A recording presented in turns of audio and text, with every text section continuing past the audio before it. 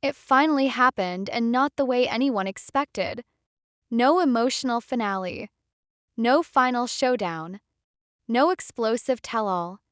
Not even a cryptic Instagram breakup or a dramatic last walk-off scene. Just gone. Andre and Elizabeth Pothast, two of the loudest, longest-running, and most controversial figures in 90 Day Fiancé history, have been banned. Not put on pause. Not taking a break. Banned. For life. TLC sliced the cord clean. No statement. No farewell montage. No sympathy edit. Just dead silence, as if the couple had been erased from the franchise's memory. For a duo whose entire personality was volume, chaos, and confrontation, their exit was the coldest one-way door the network has ever slammed. And the fans? Oh, they detonated. Some celebrated like it was a national holiday, popping digital champagne and shouting, "Finally!" across Reddit threads. Others were stunned, not because Andre and Libby were innocent, but because TLC has historically kept cast members with worse criminal histories, arrests, and scandals on the payroll. So why nuke these two? Welcome back to your go-to hotline for the wildest relationship disasters straight from reality TV's rawest soap opera.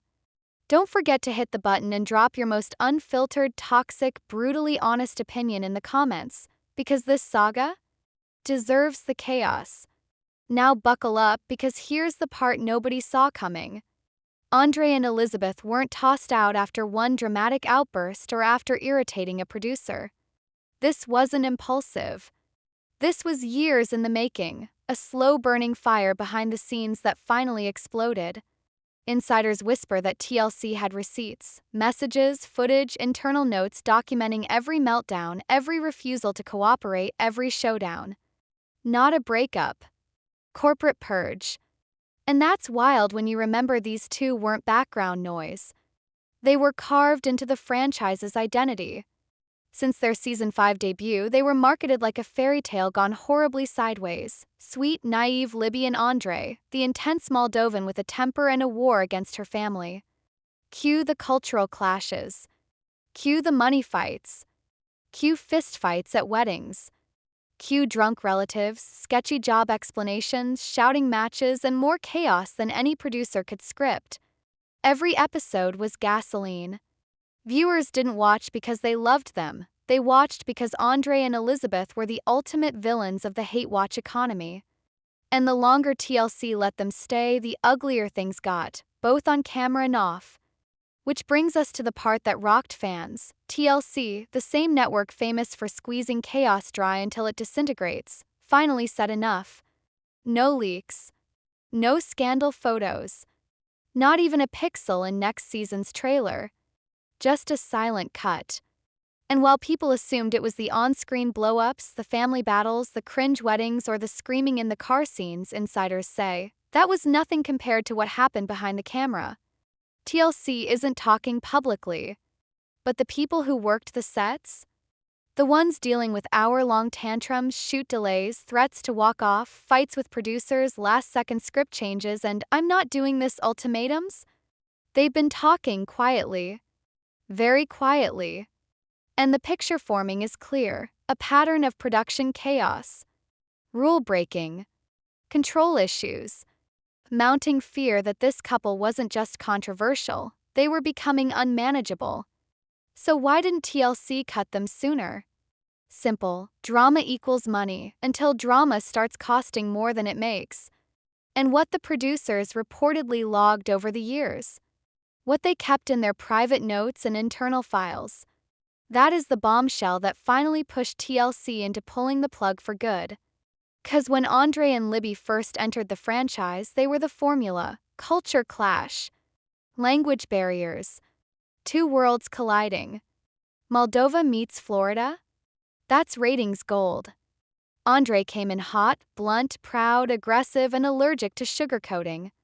Elizabeth was framed as the sweet youngest sibling stepping into unknown territory.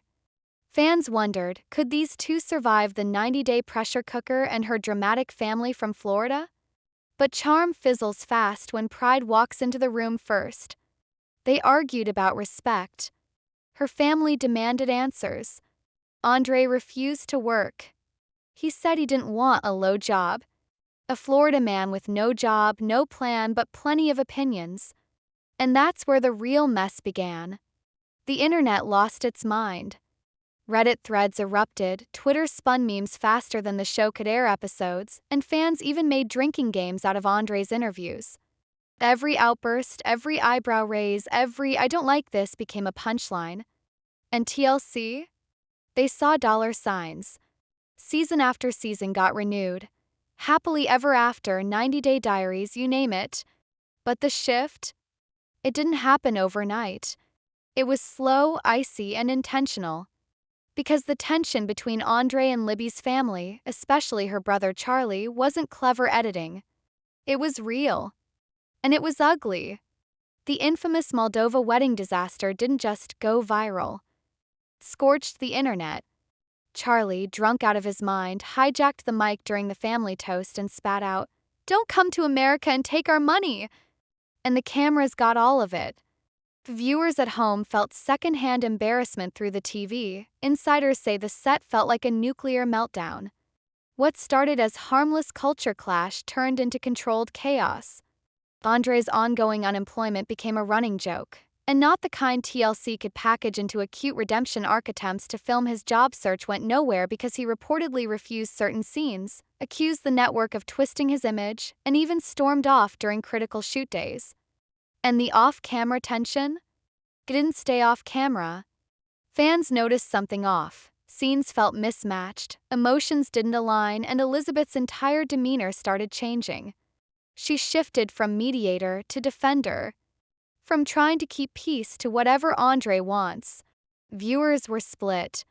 Some lionized Andre as the alpha, blaming everything on editing. But louder voices pushed back, calling him controlling, manipulative, emotionally aggressive. Elizabeth's devotion, once framed as romantic, now read like compliance. The energy on screen began to rot. Meme pages turned their fights into toxic relationship bingo boards. Comment sections begged TLC to stop giving them airtime. By season 3 of Happily Ever After, viewers were exhausted. TLC tried spin-offs.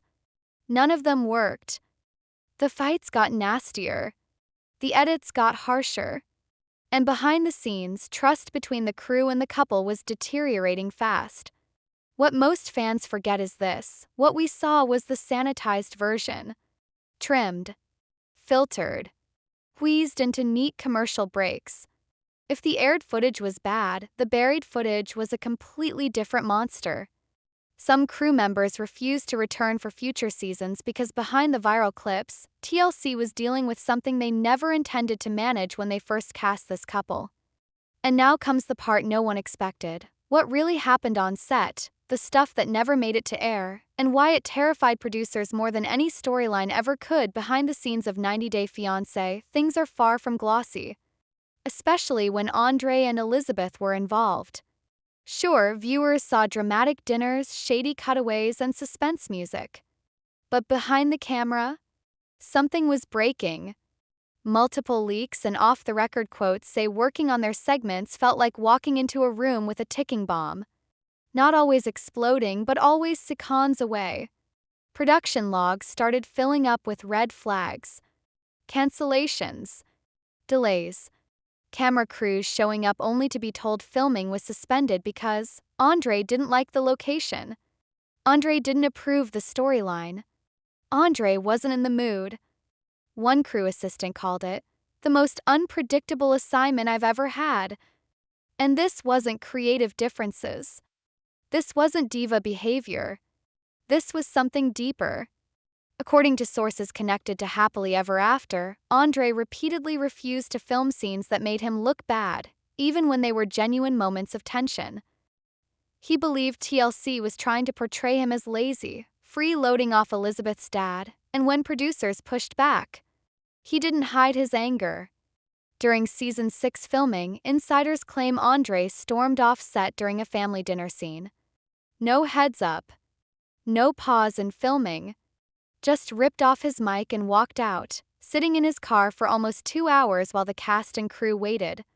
That single walk-off delayed the entire production day, cost the studio money, and pushed an already exhausted team closer to collapse.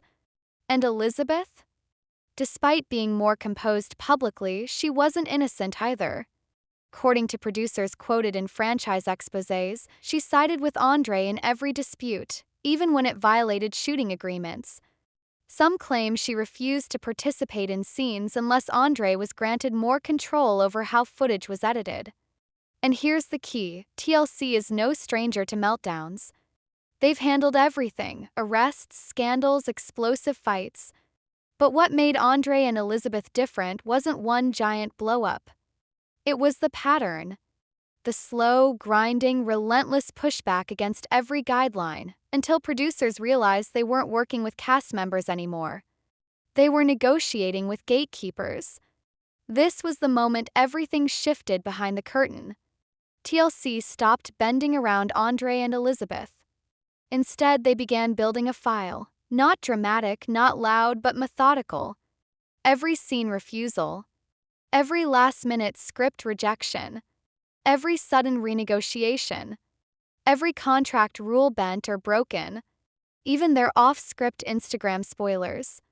According to one leak, producers quietly started compiling receipts, timestamps, emails, texts, documenting what they saw as rising non-cooperation and outright manipulation. And then came the move that sealed the couple's fate. TLC allegedly removed Andre and Libby from priority status. That's reality TV code for shorter call times, tighter edits, fewer retakes, less marketing. Nothing explosive. Just a slow fade out, the kind that only loyal fans could sense. Less screen time. Recycled footage. Bare minimum promotion. The network was phasing them into the shadows while lawyers and executives debated what they could do legally, contractually, and strategically. And the real breaking point came during a simple logistics meeting. Sources say Andre refused to film a scene about his work status. He claimed it wasn't real, accused producers of trying to sabotage his image, and insisted he wouldn't participate in a fake storyline. Not screaming. Not chaos. Just a hard, cold no. One person in the room quietly pressed record on their phone. Not for drama. Not for insurance. For proof. That was the moment TLC stopped trying to fix the problem and started building a case. Not during a meltdown, during a quiet refusal that sent a chill through the control room. And it wasn't the last. After that came the documentation. More logs. More notes. More receipts. Meanwhile, the internet was exploding. Reddit threads overflowed with fans asking how much longer they'd have to endure Andre's tirades and Elizabeth's unwavering defenses. Twitter timelines turned into live commentary battlegrounds. Hashtags like #Bandre and #NoMorePathos started trending. Then came the Change.org petitions, real petitions with tens of thousands of signatures demanding TLC remove the couple entirely. Not reduce them. Not re-edit them. Remove them. Chaos wasn't entertaining anymore. It was exhausting. People who once laughed through the Moldova meltdowns were now closing episodes early. Fan forum moderators reported record-level removals due to aggressive posts targeting the couple. Former fan pages began posting memes that read like open letters, "Dear TLC, stop rewarding tantrums." Inside the network, people were paying attention. Metrics slipped. Episodes featuring Andre and Libby showed faster drop-off rates. YouTube recaps saw less engagement. Viewer fatigue became a measurable number. But worse than the analytics were the crew reports, editors burned out, producers rotating off, camera operators refusing to return. Some crew members, according to verified insider circles, would not work another scene with them, no matter the pay. Morale tanked. People said the couple's toxic dynamic was affecting not just productivity but the mental energy of everyone on set. Security was quietly added to high-tension group scenes. For a network built on conflict, this was unfamiliar territory. This wasn't reality TV drama anymore. It was real-life liability. And still, TLC didn't cut them. 'Cause even with the complaints, Andre and Libby still pulled numbers. Clips went viral. Engagement spiked. Hate watchers clicked too, and clicks meant money. Until eventually they didn't. In 2020, the couple barely survived a private internal vote. Execs were split. But one thing saved them.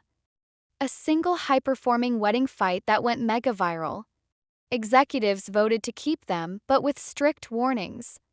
And that last chance quietly started the countdown. When the numbers dipped, the safety net evaporated. The end wasn't loud. It was surgical. It began during season 7 of Happily Ever After. TLC teased a storyline. Andre's green card renewal might be in jeopardy. It looked like classic 90-day drama, high stakes, immigration stress, emotional fallout. But something felt off. Andre wasn't anxious. He was furious. On screen, it looked like tension. Behind the scenes, insiders say Andre lost control. When producers tried reshooting a scene to clarify the storyline, Andre exploded, claiming the network was fabricating his immigration crisis to frame him as a criminal. One production assistant says he got directly in a producer's face, yelling so loudly that security was forced to intervene. Filming stopped. The room went silent. The green card storyline wasn't just a plot anymore. It was the match that ignited everything TLC had been fearing for years. Crew filed formal complaints. Some cited verbal intimidation. Others mentioned aggressive behavior. One crew member posted anonymously that Andre ripped off his mic backstage, hurled curses at everyone, and stormed out. Legal teams got involved. This was no longer messy personalities. This was code red. TLC didn't announce anything. No Instagram statement. No PR spin. They simply shut it down. Andre and Elizabeth were quietly informed that their contracts would not be renewed. Not paused. Terminated. Permanently.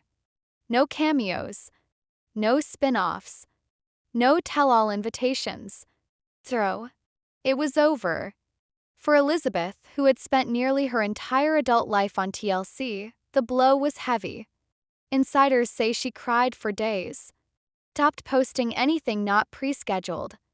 Allegedly begged producers to let her stay even without Andre. But it was a package deal. No exceptions. And then came the heartbreak no one expected. Her own family, the Pothists who rode shotgun on her reality fame, didn't rally behind her. Charlie reportedly celebrated the ban, saying TLC finally saw through the act. Another sibling posted a cryptic story about dead weight being dropped. Even Chuck, the quiet, supportive dad, admitted things had gone too far. What shocked insiders wasn't the ban. It was how fast her own family turned once the TLC check stopped. No cameras. No incentives. Just silence. Distance. And suddenly, Andre and Elizabeth, once the loudest couple on the franchise, were more isolated than ever before. After the ban, it was like the couple had been erased from existence. No spin-offs. No reunion invites. No surprise cameos. Not even the group specials where TLC drags back every recognizable face for a cheap drama spike. Andre and Elizabeth weren't benched. They were scrubbed. Their names vanished from casting sheets. Emails stopped mentioning them. Editors were instructed to avoid pulling old footage. According to 2 former crew insiders, even their archived B-roll was flagged as "do not use." This was the same couple who once carried entire episodes, family blow-ups, backyard barbecues, angry road trips. Now, they were too radioactive to appear in background filler. Fans noticed fast. Promo clips aired without them. Trailer montages skipped their timeline entirely. Reddit threads blew up. Wait, where are Liz and Andre? By the time viewers realized they weren't returning, they weren't being missed. And their family? Completely divided. Chuck, the eternal mix of peacemaker and accidental enabler, went silent. But someone close to production claimed he quietly admitted, "It got out of control. We lost the plot." Charlie, meanwhile, couldn't resist. Allegedly at a Florida gathering, he called Andre a camera-chasing fraud and bragged that TLC finally did what they should have done years ago. Petty or not, one thing was clear: there would be no united Pothist front. And Andre didn't take that well. Once the industry whisper network confirmed the lifetime ban, his tone online curdled. No more sunny family selfies. Instead, sour captions, cryptic jabs, bitter posts about betrayal being used, false narratives. One post hinted at legal action. Another threatened to tell the truth about this fake industry. But the truth never came. And neither did the audience. Elizabeth reacted in the opposite direction. No rants. No shouting. Just disappearing. Deleted highlights. Muted comments. An Instagram story quoting, "Knowing when to let go is strength." She reportedly reached out to TLC in private, offering anything: a one-off episode, a solo arc, a redemption storyline, even filming without Andre. The answer? No. Completely. Unconditionally. Executives allegedly agreed it was too risky, not legally but emotionally. Trust was gone. Crew morale was shattered. And fans had zero patience left. At her lowest point, insiders say she begged to stay. And TLC told her the coldest line she'd ever heard: "No edits, no spin. It's over." Fade to black. No applause. No farewell montage. Just silence, and the echo of a door TLC would never reopen. The silence hit harder than the ban for Andre and Elizabeth. Losing the contract wasn't the real blow. They lost relevance. And for a couple who built their identity around being televised, that loss cuts deeper than any paycheck. No cameras. No producers shaping their storylines. No audience waiting for the next meltdown in a Moldovan Airbnb. Reality TV doesn't just expose you. It rewires you. Birthday parties become content. Arguments become scenes. Family becomes a cast. A single dramatic clip becomes a wave of new followers, which turns into brand deals, which turns into money. It's a second life, one built on chaos and confessionals. But when that life is stripped away, withdrawal begins. The fame hangover that no one talks about, subtle at first, then brutal. Andre wasn't just angry. He looked lost. His posts turned defensive, scattered, paranoid. Gone were the wholesome family captions. In their place, long rants, odd hashtags, vague threats, meltdowns disguised as motivation posts. Engagement tanked. Followers dropped. Even the haters went quiet. And the worst part? Silence isn't hate. Silence is nothing. The algorithm wasn't boosting them anymore. It was ignoring them. Andre allegedly told friends he felt cut off from his own platform. He didn't mean Instagram. He meant TLC. The stage. The spotlight. The validation of millions debating whether you're the hero or the villain. It didn't matter which. It only mattered that you mattered. The desperate pivot when their public disappearance became obvious, they tried to reinvent themselves. YouTube lifestyle content, vlogs, cooking videos, parenting routines. But without TLC's cinematic lighting, sound mixers, and confessionals, their content felt flat. Ring lights replaced studio setups. Shaky iPhone shots replaced full crews. Drama replaced by dullness. Views were low. Comments were snarky. Off-brand family vloggers. TikTok didn't hit either. Elizabeth tried trendy lip syncs, soft mom content, daily routines, but it looked forced. Andre tried fitness advice, but viewers still saw the angry reality star, not a coach. Fans occasionally popped in with, "Where did you two go?" But they weren't begging for a comeback. They were rubbernecking. Sponsors disappeared too. One brand asked them to remove their affiliate links quietly, phasing them out without a public announcement. Other 90-Day cast members, even those with worse scandals, kept landing deals because they were visible. Andre and Elizabeth weren't. And in the influencer economy, visibility is currency. Hatred keeps you trending. Silence bankrupts you. Podcasts that never took off feeling cornered. Andre allegedly began planning a podcast, not a gossip show but a full-blown expose. His angle? Expose reality TV. Expose the edits. Expose the scripts. Expose the producers. The problem? People already know reality TV is fake. That's not a bombshell anymore. It's background noise. You can't fuel a platform on bitterness alone. Takes more than anger to build an audience. And just when everyone thought the story was finally cooling off, it got even worse. 'Cause when Andre and Elizabeth tried to claw their way back into relevance, the audience didn't buy a single second of it. The moment Andre teased his big truth-telling podcast, fans didn't gasp, they rolled their eyes. Even his haters didn't bother sharpening their knives this time. One Reddit comment summed it up perfectly.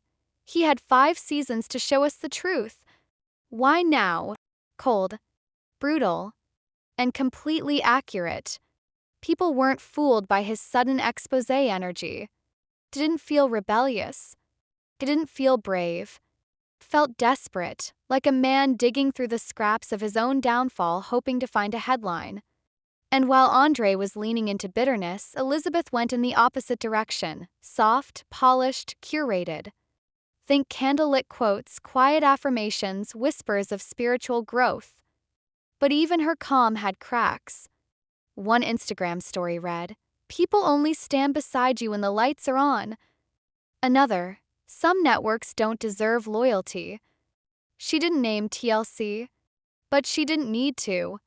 It was obvious. She wanted people to assume they were wronged, without actually saying it out loud. Till a sliver of hope remained. Infamy always leaves a small door open, a niche group of fans who crave a redemption arc, or at least want to watch a slow-motion disaster. A few even believe that if Andre and Libby launched a raw, no-rules, self-produced reality-style channel, no TLC editing, no producers, no filters, they might snag back some of their old crowd. And honestly, that terrifyingly might have worked if they still had the numbers. But the numbers told a completely different story. Their last YouTube vlog barely cracked 10,000 views. TikTok routine limped to 300 likes. A week later, nobody even remembered it existed.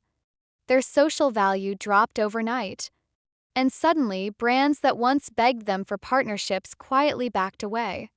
One company even asked them to remove their affiliate link, politely erasing the connection like it never existed. Meanwhile, other 90-Day stars, even the messy ones, even the scandalous ones, kept landing sponsors. 'Cause they were still visible, still relevant, still in the conversation. Andre and Elizabeth weren't. And in this industry, visibility is currency. Hate can keep you trending. But silence destroys you. So Andre tried one last move. He started planning a podcast, not the fun gossip kind, but a full, rage-filled tell-all about how the industry ruined his life. A scorched earth attempt to bite the hand that fed him for half a decade. But here's the flaw. Everyone already knows reality TV is manipulated. Everyone already assumes editing twists storylines. It's not jaw-dropping insider info anymore.